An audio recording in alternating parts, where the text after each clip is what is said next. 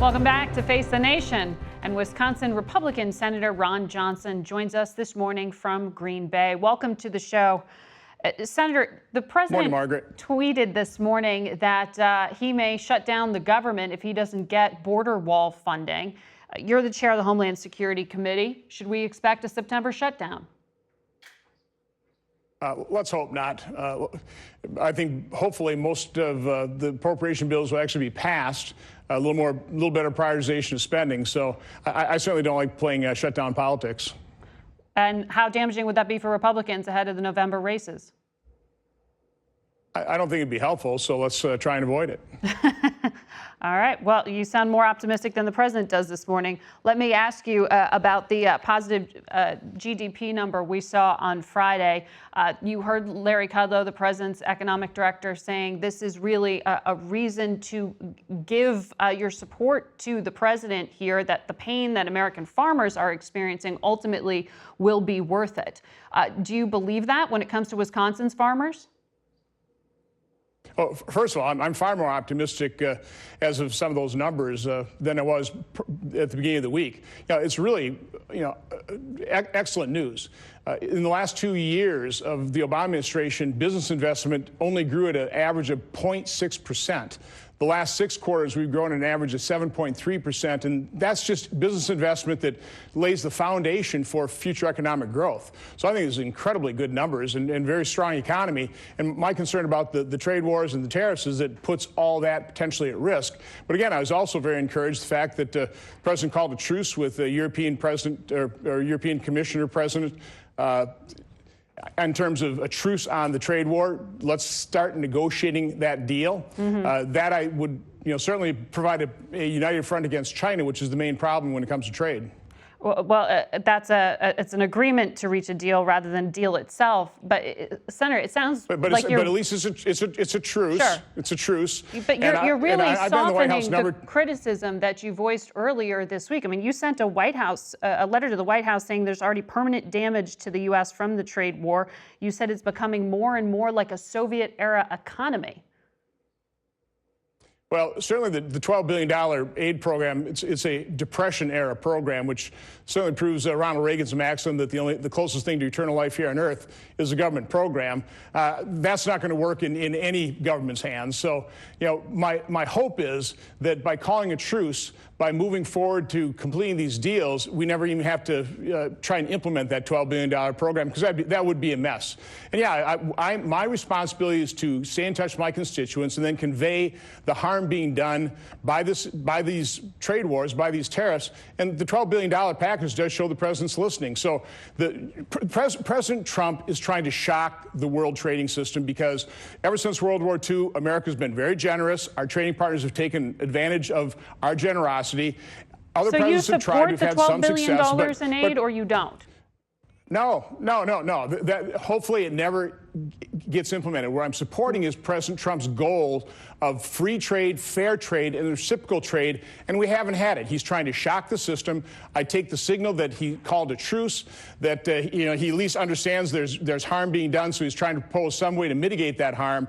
The best way to mitigate the harm is conclude the trade deal with Europe, with Mexico, with Canada, conclude NAFTA. Then, as a united trading world, we can go to China and demand that they stop stealing our industrial secrets, our military secrets, that they start abiding by the World Trading Group rules, because China represents more than 60% of our trade deficit. They are the primary problem, and I just don't agree with the fact that if we're at war with everybody, that we're going to adequately be able to address the main problem, which is China. Well, let's talk about the problem in Russia. I know you were in Moscow recently. You came back and you said you think that the reaction to Russian interference was overblown, and you called for a softening of sanctions. Do you still believe that?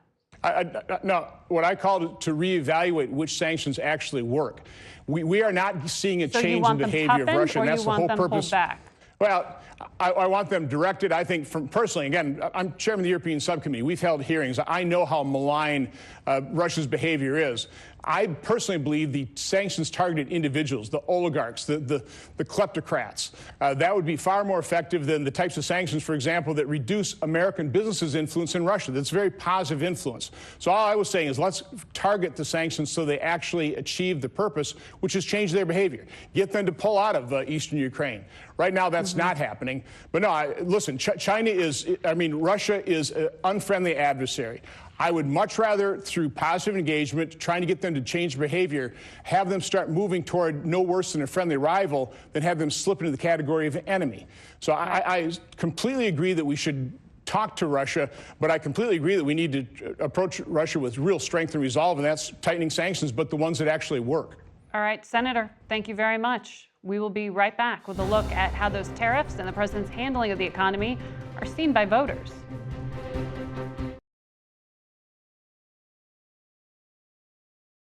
We're 100 days out from the election, and we've got some new CBS News Battleground Tracker poll numbers on the economy, trade, tariffs, and more. We're joined by CBS News Director of Elections and Surveys, Anthony Salvanto, to help us break it down. Anthony, I know you've been in the field, you've been crunching numbers. The president was very proud of this economic growth number he touted this week. Is it winning him political support? Some. Look, optimism is high. Optimism is outweighing pessimism, especially for his voters, especially for Republicans and for people who say that they're doing better now financially. But, you know, there's a little bit of broader context here for his overall ratings. He's still in the mid-40s in overall support.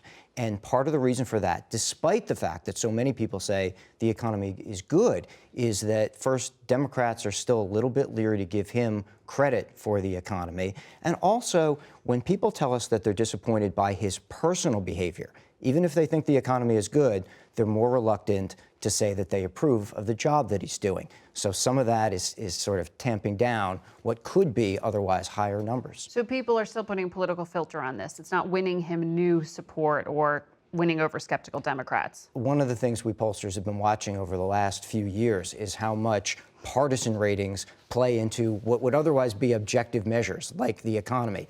People who don't like the party that's in power are more reluctant to say that the economy is good, even when it is. On trade, though, because this is one of those complications we've been talking about. You had a good economic growth number, but you have this question of what the impact of the president's trade disputes will ultimately be. And the administration admitted this week that they know farmers are feeling some pain. That's why they put together this $12 billion aid package. So is the president's base still sticking with him? Yes. What we find is that even folks, when we talk to them and they say that their jobs or their households are directly affected by things in the agricultural business, things in farming, they look like the rest of Americans in that they divide on partisan lines. The president's base is, at least in the short term, still with him. Republicans feel that these new tariffs will ultimately lead to better trade deals for the United States. They do, many say, that they expect to see short-term pain. And there's a difference between that short-term pain and that potential for that long-term gain. For the moment, they say that they're willing to, or that they think that's going to be okay, at least in the long run, even if they feel some pain in the short run. And part of that sort of puts them at odds with, you know, Republicans and a lot of conservatives who came out this week and said, right, you know, what about the payments? What about to farmers? This isn't part of conservative orthodoxy. But what you see there is that a lot of folks aren't really very ideological. They're more practical. And Republicans tend to very strongly approve of the $12 billion payout. Well, what you're highlighting there is another one of those divides between Republican orthodoxy, which on paper, if you're a conservative, you're not supposed to like picking winners and losers or market interventions or welfare, corporate welfare, so to speak. And yet, while you're hearing those Republicans behind the scenes, or even on this show, people say they don't like it, you're not seeing voters peel away from the president based on that? No, and look, part of this is, it is to a large extent the president's party now in this sense. Trade policy is often a complicated issue. And when we see complicated issues, people follow their elected leaders, the ones that they already support, as guidelines. Even if it's voting against their own interests? Well, we don't know yet that it's against their own interests. They feel, a lot of them say, even if they don't like what he's doing right now, they tell us that A, it's a matter of principle, That should be what the U.S. ought to be doing. And also, they say that even if they don't like his particular approach, they say they're at least glad that he's trying. A third of folks told us that they were at least glad that he was trying. So it appears he gets some credit at least for that. And again, at least among his base. With everybody else, things are much more mixed. The president said he's going to be out there campaigning like 6 days a week ahead of these November races. Does his popularity transfer to other Republicans, more traditional Republicans on the ballot? It looks like that's one of the big questions going forward. Here's what we know. We know that Republican rank and file say that they would like their candidates to be in line with President Trump. Those numbers at 3/4 are much higher than, say, splits within the Democratic Party. In line meaning don't criticize him? They do not often like this. The strongest supporters do not like the president being criticized at all. His more conditional supporters are okay with that. His more conditional supporters, which make up about half of his overall support, are okay with the back and forth between him and members of Congress. The thing I think to watch, though, is voters across the board, including Republicans, say he's not a typical Republican. Mm-hmm. They like that about him. They say so. But does that mean that his popularity among the base, which is high, does that mean it transfers over to Republican members of Congress, Republican senators? That's the thing that we don't yet know. Was there any political damage from this controversial meeting with Vladimir Putin of Russia? Well, his base tells us that they would like to rush to his defense when they hear him criticized for handling Russia. There's really been a personal connection between them and the president all along. But we also do see that when we look ahead and we say, well, what happens if Russia interferes in the 2018 elections? Is that okay? And people of both partisan stripes tell us overwhelmingly it is not, even if it were to help their party. So in principle, people are not okay with this, but there's a difference between that principle, they tell us, and what a lot of Republicans see as unfair criticism of a president. A president they think is facing more pushback from the establishment than other presidents have. That's how they see it. All right, Anthony Salvanto, thanks for breaking it down for us. Thanks, we'll be back in a moment with our panel.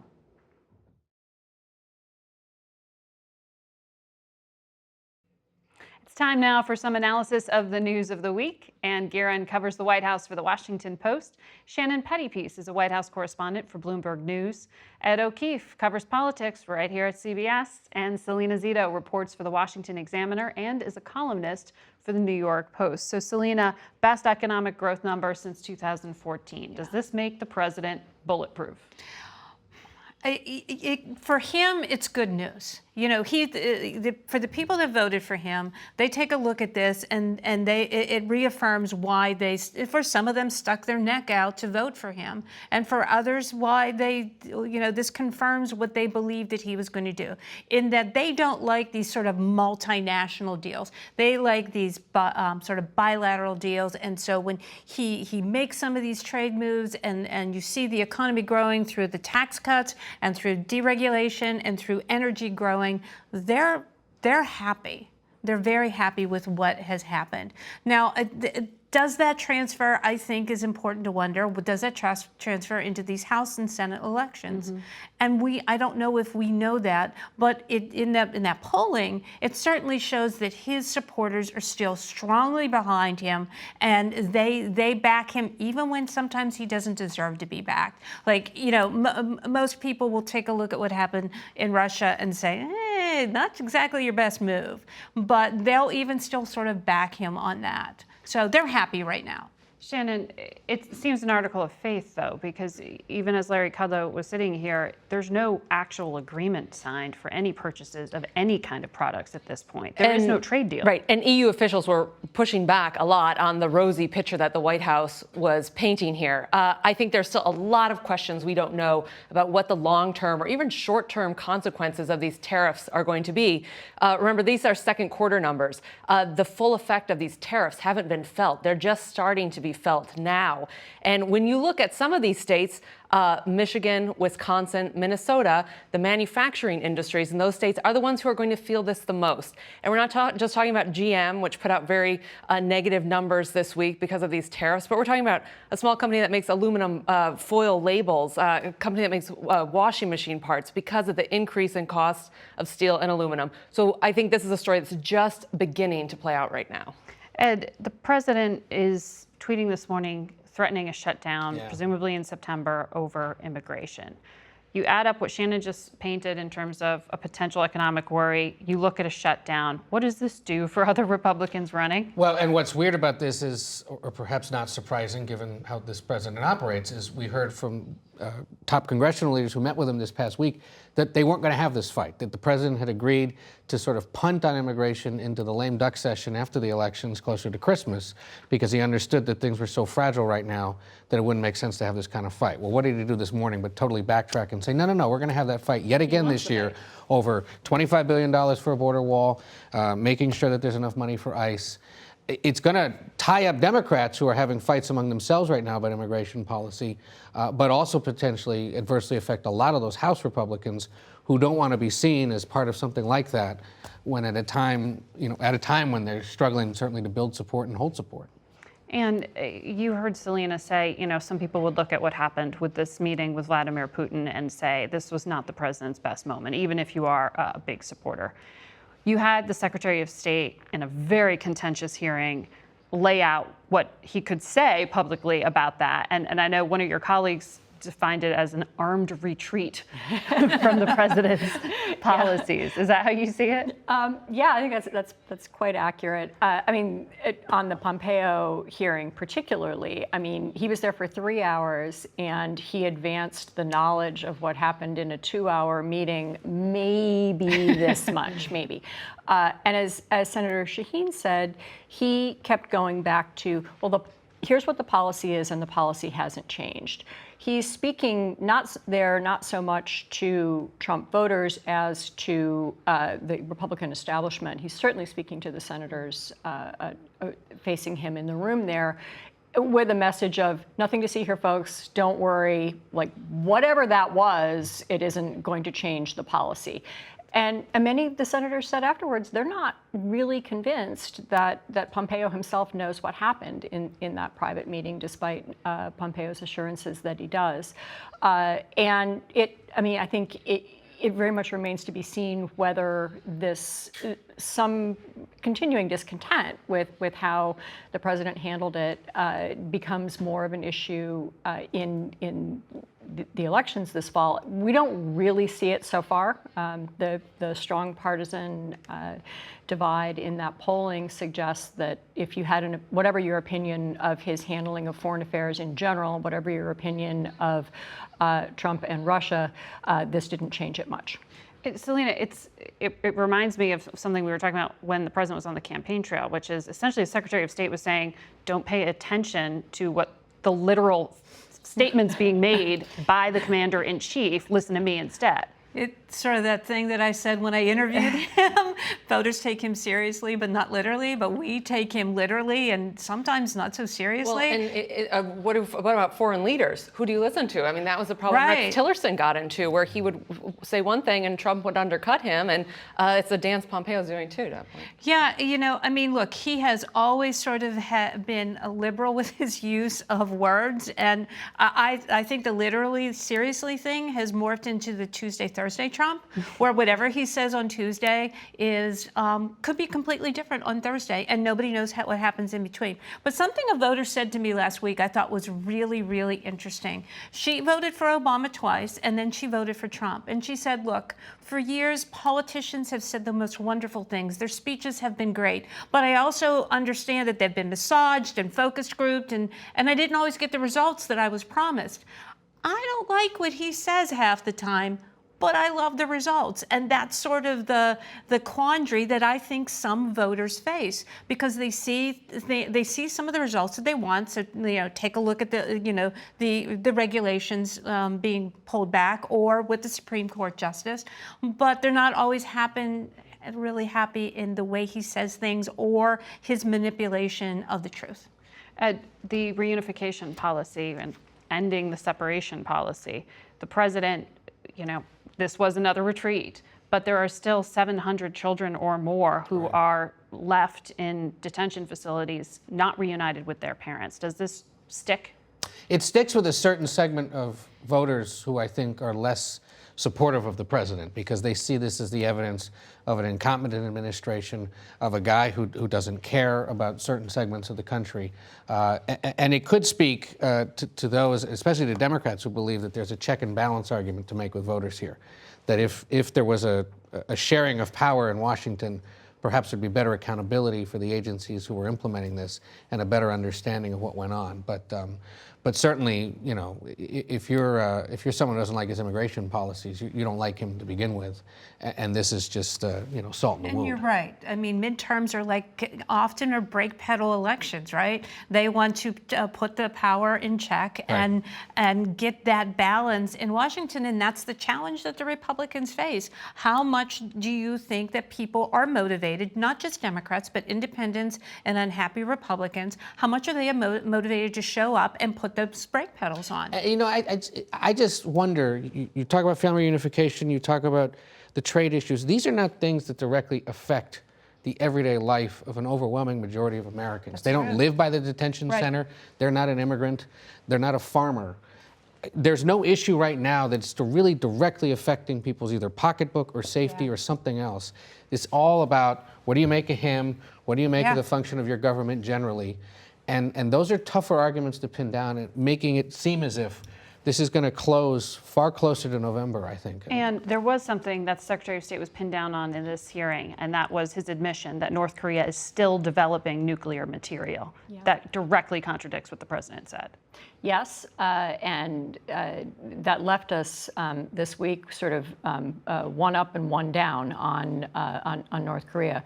They did actually begin the promised repatriation of American servicemen remains from the Korean War. That was something that Trump walked out of his meeting with Chairman Kim 6 weeks ago, saying would happen immediately. The North Koreans, as they usually do, dragged that out, but they did actually start doing it. But on the far more important question pertinent to the nuclear negotiation, yes, the U.S. government has now been forced to acknowledge what was pretty widely available through publicly available intelligence, that North Koreans have continued. Most analysts expect North Korea to continue, and also to begin more seriously hiding some of the facilities and some of the capabilities that they currently have if these negotiations progress. The more they hide, the more they have potentially to give away later or save for later. So why did the president open this new line of attack against Iran, at least rhetorically this week? Very quickly. Well, you know, we were talking about Russia, and if you want to get someone talking about something else, why don't you threaten war against Iran? And then when we continued to press the White House on, is there a red line on Iran? What do you mean by this? Nobody in the administration seemed to have a clear answer for that. So yes, this was all of a sudden, North Korea is not looking good, relations with Russia aren't looking good, let's turn our focus to Iran. But of course that argument hasn't stuck either, because the week has now been consumed by Michael Cohen and everything else Russia hacking related. Shannon, thank you. We'll be right back. Stay with us.